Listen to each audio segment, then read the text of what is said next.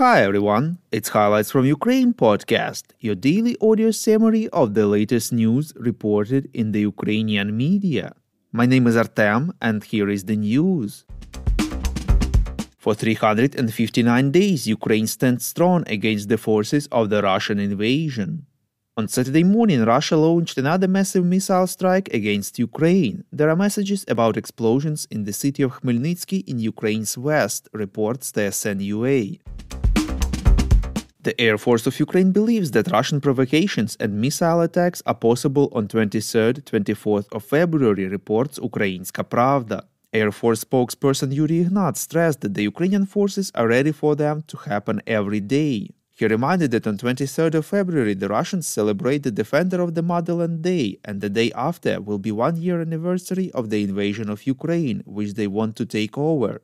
He did not rule out that everything that Russia has at hand will be used against Ukraine. Ignat added that the Ukrainian forces would like to shoot down 100% of Russian missiles, but it is not possible as Ukraine has vast territory but not enough air defense systems. He added that after large-scale attacks, Ukrainian military equipment starts preparing for the next one right away. Yesterday, the president of Ukraine, Volodymyr Zelensky, gave a speech at the Munich Security Conference via video link, reports NVUA. He stressed that any delay on the part of Western partners in supporting Ukraine is a mistake, as Russia is trying to win some time by bargaining with the world. The president informed that there is no big risk of an attack from Belarus at the moment and added that the Belarusian society does not support the war. If this happens, he said, it will be a big historical mistake of Belarus. Quote, "It is one thing when missiles and aircraft fly from their territory, from territories that they don't control. It is another thing if you deliberately join Russian terrorists," unquote. Zelensky assured that Ukraine can liberate its lands occupied by Russia, as well as protect its citizens from Russian missile strikes. At the Munich Security Conference, French President Emmanuel Macron called for increased assistance to Ukraine so that Ukrainian forces could launch a counteroffensive and win the war, reports Interfax Ukraine. According to him, after the successful counteroffensive, it will be possible to start negotiations on Ukraine's terms. Macron stressed that the coming weeks and months will be decisive. Only Russia is responsible for the aggression it has launched against Ukraine. Russia cannot and should not win this war, stressed the French president. He is also skeptical about talks about regime change in Russia and considers helping Ukraine in the struggle for independence a top priority. The French president believes that today the time for dialogue between the parties has not yet come, because Russia chooses war and chooses escalation. At the Munich Security Conference, German Chancellor Olaf Scholz admitted that Russia's war in Ukraine could be protracted and stressed the need to send a clear signal to Russian President Vladimir Putin that Germany and other partners are ready to stand with Ukraine for as long as necessary, reports Fakty. He stressed that Putin must understand that he miscalculated in the assumption that if he is able to wage war for long enough, the world will stop supporting Ukraine. He said Putin did not expect such unity of Europe and the world in mobilizing assistance to Ukraine and resisting this imperialist aggression. Scholz added that Germany takes on the responsibility that a country of such size and economic power should bear.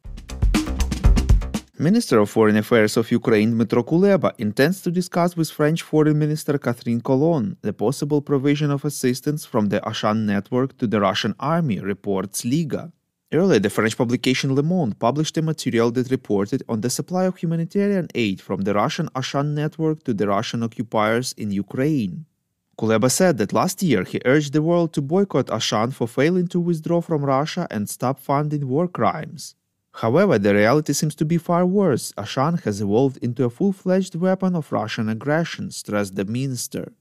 The French chain of supermarkets Ashan declared that it did not supply goods to the Russian military, reports Ukrainska Pravda. The company said that its Russian stores provide assistance only to the civilian population and did not hold humanitarian aid collections for the Russian army. Prime Minister of the Netherlands, Mark Rutte, visited Kyiv yesterday, reports Interfax Ukraine. He met with President Volodymyr Zelensky and discussed the prospects for creating a special tribunal on Russian aggression in The Hague. According to Zelensky, the Netherlands has become a leader in the international investigation of Russian war crimes. Rutte in turn said the Netherlands is creating an international center for prosecution of aggression. Evidence is collected there, crimes are documented, he said. The Prime Minister of the Netherlands said they would like the tribunal to be in The Hague. He emphasized that it's a long process that takes a lot of effort and consultations with partners are needed. The President of Ukraine and the Prime Minister of the Netherlands discussed military assistance to Ukraine, while the issue of supplying combat aircraft, according to them, requires further study. In his evening video address, Zelensky said that the sides agreed to place a register of damage from the Russian aggression in The Hague. According to Zelensky, it is the first important element of the future compensation mechanism.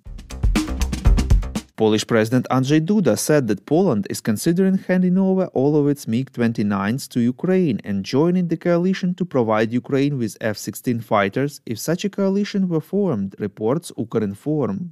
Duda stressed that unlike F-16, Soviet-made MiG-29s and Su fighters does not require long months of training for Ukrainian pilots.